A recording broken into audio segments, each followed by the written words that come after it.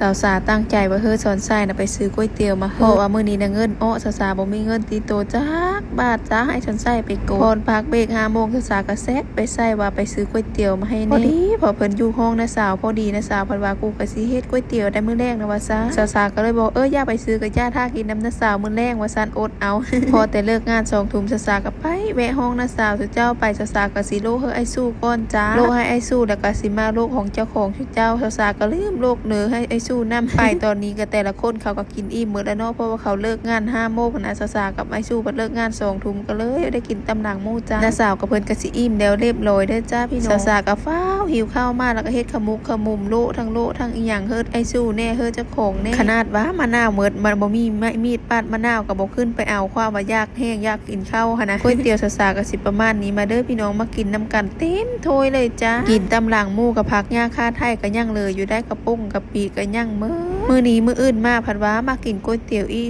สุดเจ้าเนื่องจากว่าเขาขายกับข้าวและข้าวมื้อสาๆก็จำเป็นได้กินเย็นก๋วยเตี๋ยวอีแต่ว่าน้าสาวเฮ็ดก็แซ่บเมื่อคืนนี้ก็ได้กินจนหมดถ้วยนึงก็ไปโลมาอีกถ้วยนึงให้มันได้หลายเนาะไปโลรอบ2เอามาเสิร์ฟน้ำตัวเก้านี่ล่ะกินก๋วยเตี๋ยวสิ่งที่คาดบ่ได้นั่นก็คือกะปิสาละม